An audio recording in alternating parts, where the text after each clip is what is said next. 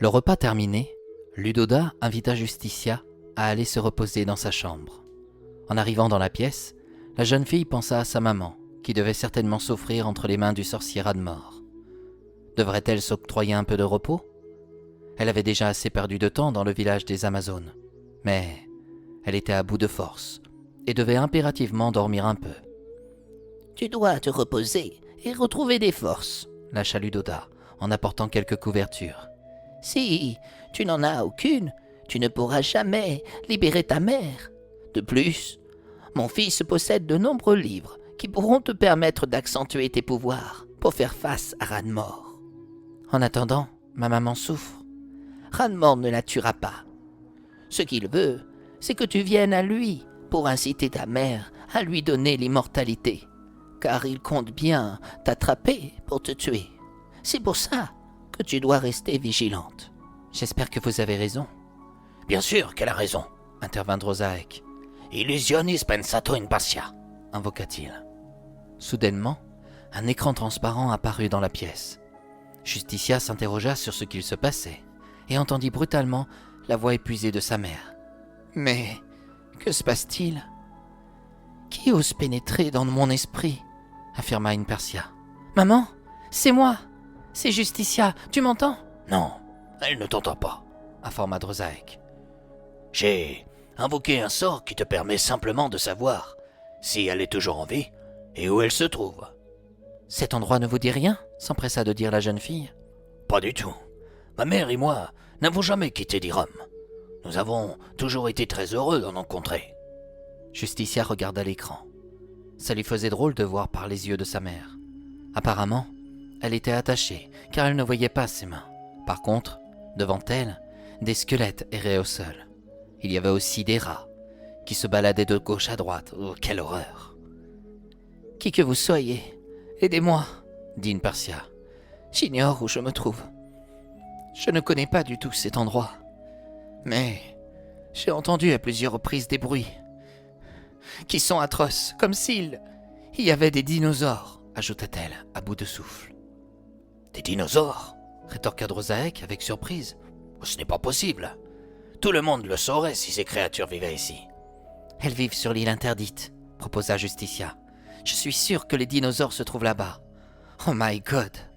Celui qui a créé ce monde-là n'a pas oublié de nous offrir les attractions de Jurassic Park. »« Les attractions de quoi ?» s'écrièrent Drozaek et Ludoda. « Dans mon monde, les humains créent des films pour nous divertir. »« Des films ?» répéta Ludoda. « Oui, ils ont inventé le cinéma.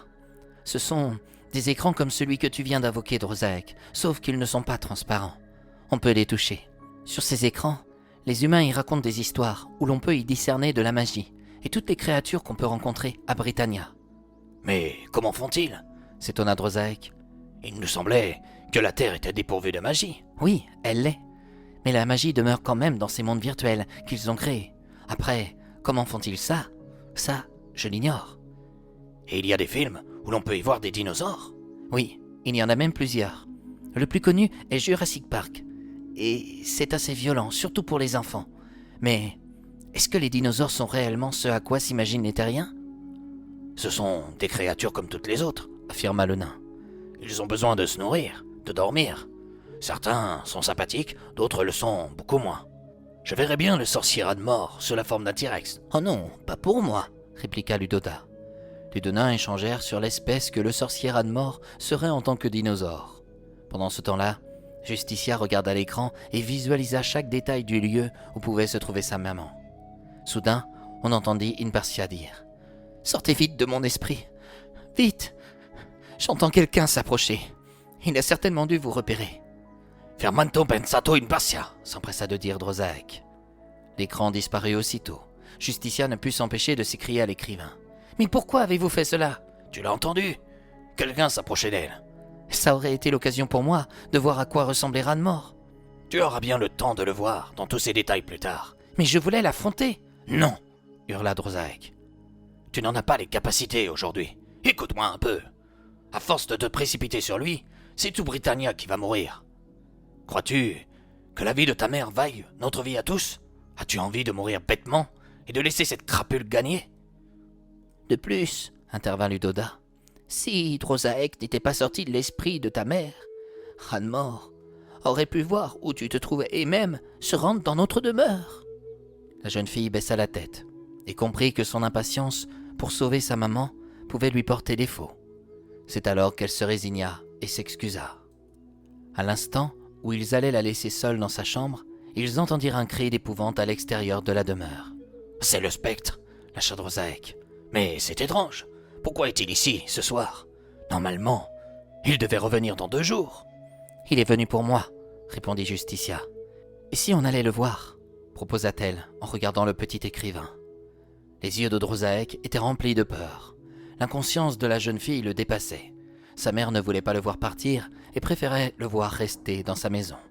Sans perdre une seconde, Justicia se décida à sortir pour voir dans un premier temps à quoi ce fantôme ressemblait. Que disait-il? Que faisait-il dans ce champ où les cultures ne poussaient plus? Drosaek avait beau essayer de la retenir cette fois, la jeune fille le surprit en invoquant une formule sur lui, qui le fit taire de suite. « Je te permettrai de reparler quand je reviendrai. J'en ai assez qu'on me dise ce que j'ai à faire ou ne pas faire. Est-ce clair ?»